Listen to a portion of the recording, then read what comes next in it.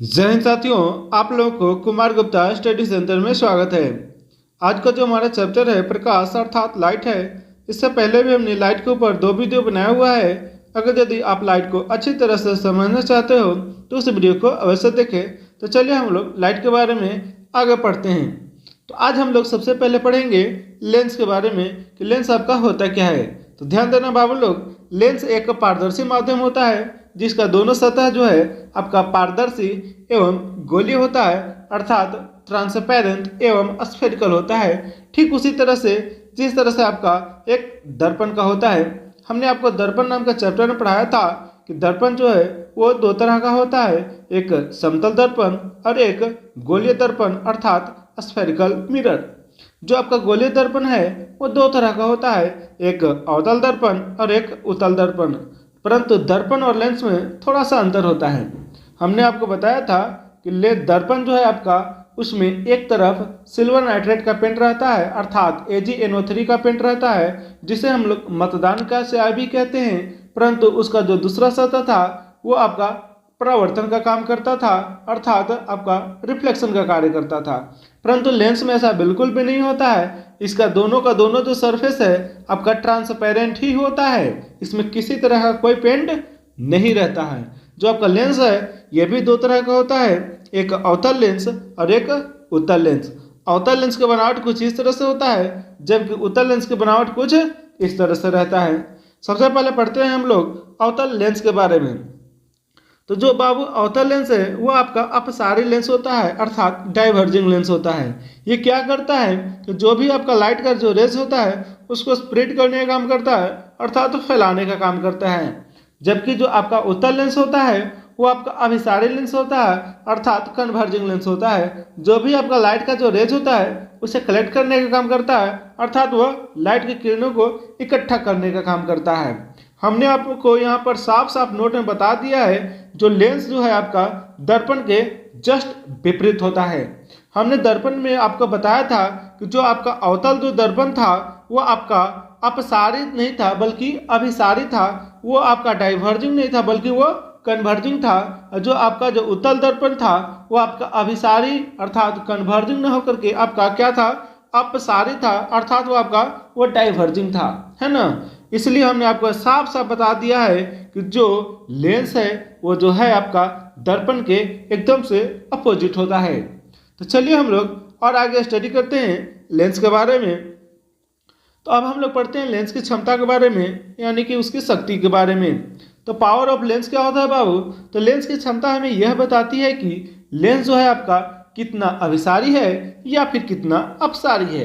कहने का मतलब लेंस जो है आपका वो आपका लेंस कितना कन्वर्जिंग कर सकता है या फिर कितना वो डाइवर्जिंग कर सकता है। लेंस की शक्ति पूछे तो वो होता है 1/, फोकस दूरी। अब ये जो फोकस दूरी है बाबू लोग ये हमेशा मीटर में ही काउंट किया जाता है ना। फोकस दूरी को हमेशा मीटर में ही काउंट किया जाता है। एग्जाम में बराबर पूछता है कि बताओ कि फोकस दूरी को किस में काउंट किया जाता है, तो आपका जवाब होगा मीटर में। अगर लेंस का ऐसा यूनिट पूछ दे अर्थात ऐसा मात्रक पूछ दे बाबू लोग तो इसका होता है डाईऑप्टर, और इसको इंडिकेट करते हैं डी से, वो भी कैपिटल वाला डी से, ठीक है। लेंस का सूत्र आपसे पूछ दे तो ये होता है 1/v माइनस 1/u बराबर 1/f, है ना। अगर यदि यहीं पर आपसे दर्पण सूत्र पूछ दे तो वो हो जाएगा 1/v प्लस 1/u बराबर 1/f है। कहने का मतलब लेंस का सूत्र हो या दर्पण का सूत्र हो दोनों सेम ही होता है, परंतु दर्पण का सूत्र पूछे तो बीच में प्लस, अगर यदि आपसे लेंस का सूत्र पूछ दे तो बीच में आपका क्या हो जाएगा बाबू लोग, तो बीच में आपका हो जाएगा माइनस, ठीक है। तो हम लोग और आगे देखते हैं। अब हम लोग पढ़ते हैं लेंस की जो शक्ति पढ़ रहे हैं तो उसके बारे में थोड़ा सा और जानकारी प्राप्त कर लेते हैं। अगर यदि आपसे उत्तल लेंस की शक्ति पूछ दे तो ये होता है आपका पॉजिटिव, और अवतल लेंस की शक्ति पूछ दे तो ये होता है बाबू लोग आपका निगेटिव, है ना।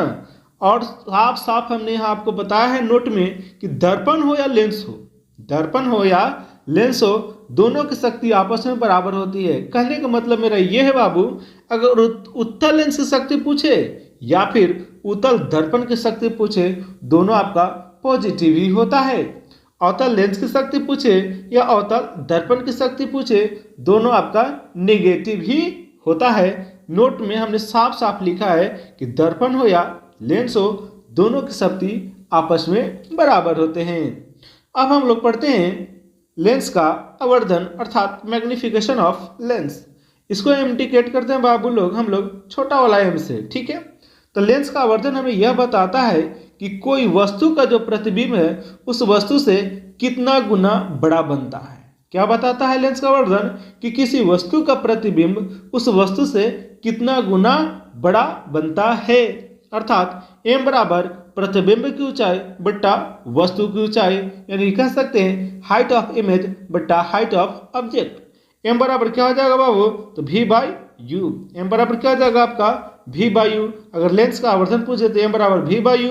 अगर यदि यहीं पर दर्पण का आपसे आवर्धन पूछ दे तो वह हो जाएगा माइनस v बाई यू, है ना। दोनों सेम ही होता है परंतु उनमें थोड़ा सा अंतर है। क्या? लेंस का आवर्धन पूछे तो v बाई यू, और अगर आपसे दर्पण का आवर्धन पूछ दे तो माइनस v बाई यू हो जाएगा, ठीक है। और आगे हम लोग देखते हैं, तो ध्यान देना अभी हम लोग मैग्निफिकेशन से रिलेटेड कुछ क्वेश्चन को देख लेते हैं, क्योंकि इससे भी बहुत ज़्यादा क्वेश्चन पूछता है। तो ध्यान देना, अगर यदि m का वैल्यू यानी मैग्निफिकेशन का वैल्यू अगर पॉजिटिव में दिया हुआ रहेगा तो ध्यान देना उसका जो प्रतिबिंब बनेगा, इमेज बनेगा, वो आपका वर्चुअल एंड इरेक्ट होगा। अगर यदि m का वैल्यू निगेटिव दिया हुआ रहेगा तो आपका जो प्रतिबिंब बनेगा रियल एंड इन्वर्टेड बनेगा। तो दो दो का ग्रुप बनाते हैं और दो दो को समझने का प्रयास करते हैं बाबू लोग, ठीक है। तो हमने आपको क्या बताया यहाँ पर, m का वैल्यू अगर यदि पॉजिटिव है तो आपका प्रतिबिंब बनेगा वर्चुअल एंड इरेक्ट। अगर यदि m का वैल्यू निगेटिव हो तो आपका जो प्रतिबिंब बनेगा रियल एंड इन्वर्टेड होगा, ठीक है। अगर यदि m का वैल्यू 1 रहेगा तो आपका जो इमेज होगा सेम साइज का बनेगा। कहने का मतलब उसमें आकार में कोई परिवर्तन नहीं आएगा, ठीक है। और आगे हम लोग देखते हैं, लेकिन अगर यदि m का वैल्यू 1 से बड़ा हो, m का वैल्यू 1 से बड़ा हो तो जो आपका इमेज बनेगा ना वो लार्जर देन ऑब्जेक्ट होगा। उस वस्तु की ऊंचाई से वो बड़ा ऊंचाई का बनेगा, कहने का मतलब बड़ा प्रतिबिंब बनाएगा। लेकिन अगर यदि m का वैल्यू 1 से छोटा हो, m का वैल्यू 1 से छोटा हो तो जो आपका इमेज बनेगा वो होगा स्मॉलर देन ऑब्जेक्ट। कहने का मतलब जो आपका जो भी ऑब्जेक्ट की ऊंचाई बनेगा उस वस्तु से छोटा होगा, यानी कि छोटा प्रतिबिंब बनाएगा। अब इससे रिलेटेड कुछ क्वेश्चन है, उस क्वेश्चन को देख लो। लिख रहा है यदि m का मान +3 है, m का मान +3 है तो वस्तु की आकार एवं प्रकृति क्या होगा। कहने का मतलब जो भी वो आपका वस्तु है उसका साइज और उसका नेचर पूछ रहा है। हमने आपको साफ साफ बताया है कि m का वैल्यू अगर पॉजिटिव हो तो प्रतिबिंब बनेगा वर्चुअल एंड इरेक्ट।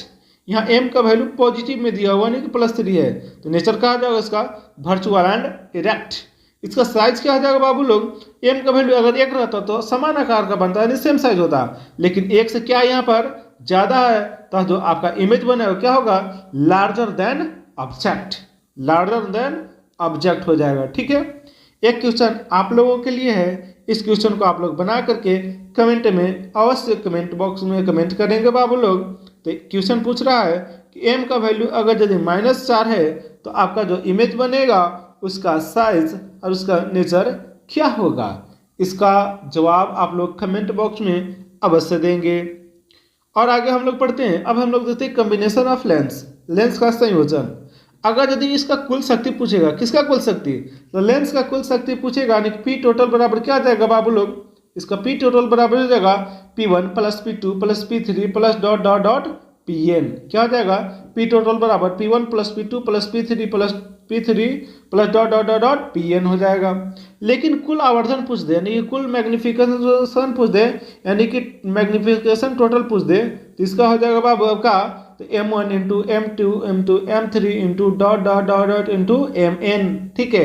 क्योंकि यह मैग्निफिकेशन पूछ रहा है, यानी कि आवर्धन पूछ रहा है। आवर्धन आपको हमने पहले बताया था कि आवर्धन क्या होता है, तो आपका जो वस्तु का प्रतिबिंब है उस वस्तु से कितना गुना बड़ा बन रहा है ना। तो इसीलिए जो भी आवर्धन आपको बताएगा वो हमेशा मल्टीपल में बताता है, इसलिए m टोटल बराबर क्या हो जाएगा, तो m1 × m2 × m3 × dot dot dot mn। अब चलो कुछ क्वेश्चन को देख लेते हैं। क्वेश्चन आपसे ये पूछता है कि आकाश है जो आकाश में नीले रंग के उत्पादन से संबंधित कौन सी घटना है। आकाश में नीले रंग के उत्पादन से संबंधित कौन सी घटना है। या फिर आपसे ये भी क्वेश्चन पूछ सकता है आकाश नीला क्यों दिखता है। आकाश नीला क्यों दिखता है। ऑप्शन ए आपका लिखता है विवर्तन। क्या है बाबू, ये विवर्तन है ना। ऑप्शन ए लिखता है विवर्तन यानी कि डिफ्रैक्शन। बी लिखता है कि आपका परावर्तन यानी कि रिफ्लेक्शन। सी लिखता है आपका अपवर्तन यानी कि रिफ्रैक्शन। और डी लिखता है आपका प्रकीर्णन अर्थात स्कैटरिंग, है ना। तो ध्यान देना, आपका डिफ्रैक्शन बिल्कुल भी नहीं होगा, क्योंकि हमने आपको डिफ्रैक्शन नाम के चैप्टर का भी पढ़ाया नहीं है, उससे रिलेटेड हमने क्वेश्चन भी आपको दिया नहीं है। ठीक है, डिफ्रैक्शन यहाँ बिल्कुल भी नहीं होगा। ठीक है, ऑप्शन बी लिखता है क्या रिफ्लेक्शन होगा, परिवर्तन होगा। तो परिवर्तन भी बिल्कुल नहीं होगा। हमने आपको परिवर्तन बताया था, जब प्रकाश की किरणें एक माध्यम से आती हैं, वो किसी सरफेस से टकराकर वापस उसी माध्यम में चली जाती हैं, तो उस घटना को हम लोग परावर्तन कहते हैं। परंतु ऐसा यहाँ बिल्कुल भी नहीं होता है। क्या अपवर्तन होगा, तो अपवर्तन भी नहीं होगा। अपवर्तन में हमने आपको पढ़ाया था कि जब प्रकाश की किरणें एक माध्यम से आती हैं और जब उसकी चाल परिवर्तित हो जाती हैं, तब उस घटना को हम लोग अपवर्तन कहते हैं। तो परंतु चाल परिवर्तित हो जाने से क्या आकाश का रंग नीला हो जाएगा, ऐसा बिल्कुल भी नहीं है बाबू। तो आपका अपवर्तन भी नहीं होगा। आपका सही जवाब हो जाएगा क्या बाबू लोग, तो सही जवाब होगा आपका प्रकीर्णन अर्थात स्कैटरिंग। तो आप बोलिएगा स्कैटरिंग कैसे होगा, हमने आपका स्कैटरिंग तो अभी पढ़ाया नहीं है। तो चलिए हम लोग आपको स्कैटरिंग नेक्स्ट वीडियो में अवश्य बताऊंगा, यानी कि स्कैटरिंग यानी कि प्रकीर्णन, और वो जो आपका विवर्तन है यानी कि डिफ्रैक्शन है, उसको अच्छी तरह से डिस्कशन किया जाएगा नेक्स्ट चैप्टर में। तो याद रखना, जो आपका प्रकीर्णन है, इसी के कारण आकाश जो है नीला दिखता है। एक और क्वेश्चन है, तारा जो है आकाश में क्यों टिमटिमाता हुआ दिखता है। तारा जो है आकाश में क्यों टिमटिमाता हुआ दिखता है। ऑप्शन ए लिखता है प्रकीर्णन अर्थात स्कैटरिंग, तो ये नहीं होगा।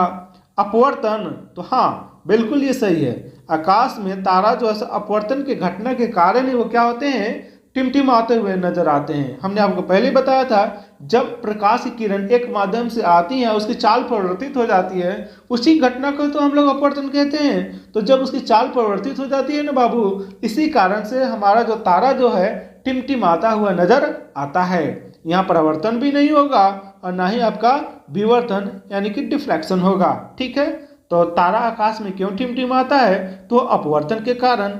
आकाश नीला क्यों दिखता है, तो आपका स्कैटरिंग के कारण अर्थात प्रकीर्णन के कारण। और आगे हम लोग देखते हैं, एक और क्वेश्चन को देख लीजिए। ये क्वेश्चन आपसे ये पूछता है कि किस उपकरण का प्रयोग करके प्रकाश के फैलाव का अध्ययन किया जाता है। ठीक है, तो ध्यान देना, ऑप्शन ए लिखता है क्या माइक्रोस्कोप, तो ये बिल्कुल भी नहीं होगा। माइक्रोस्कोप का यूज करते हैं हम लोग सूक्ष्म जीवों का अध्ययन करने के लिए। बी लिखता है टेलीस्कोप, तो टेलीस्कोप भी नहीं हो जाएगा बाबू।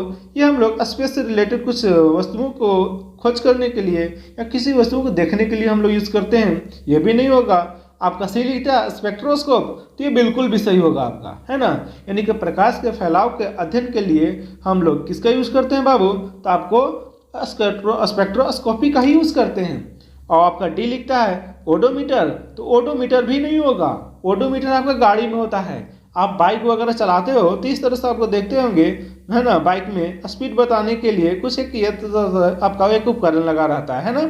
उसमें इस तरह से 10, 20, 30 अंकित रहता है ना। 10, 20, 30 इस तरह से अंकित रहता है। और एक आपका यहाँ पर एक काटा होता है जो आपका फिलहाल का स्पीड बता रहा होता है ना, कि आपका स्पीड कितना किलोमीटर प्रति घंटा के चाल से चल रहा है। तो जो जितना किलोमीटर प्रति घंटा के चाल से चल रहा है, वो जो होता है आपका स्पीडोमीटर होता है। परंतु इस तरह का जो आपका स्ट्रक्चर बना हुआ रहता है ना, वही आपका ओडोमीटर कहलाता है ना। कितना किलोमीटर प्रति घंटा के चाल से चल रहा है, फिलहाल की जो स्पीड बताता है, उसको हम लोग स्पीडोमीटर बोलते हैं। जबकि जो आपका इस तरह का स्ट्रक्चर रहता है, उसी को हम लोग ओडोमीटर बोलते हैं। ठीक है, तो इसका सही जवाब हो जाएगा आपका स्पेक्ट्रोस्कोपी। और एक क्वेश्चन आप लोगों के लिए ही है ना, इसका भी जवाब आप लोग कमेंट बॉक्स में ही देंगे। तो ये क्वेश्चन क्या है, कहता है कि वास्तविक और बड़ा प्रतिबिंब देखने के लिए किस दर्पण का प्रयोग किया जाता है। ऑप्शन ए है समतल दर्पण, बी है अवतल दर्पण, सी है उत्तल दर्पण और डी है नन ऑफ दिस, इनमें से कोई नहीं। तो इसका जवाब भी आप लोग कमेंट बॉक्स में अवश्य देंगे। तो वीडियो को देखने के लिए धन्यवाद। अब हम लोग मिलते हैं अगले वीडियो में।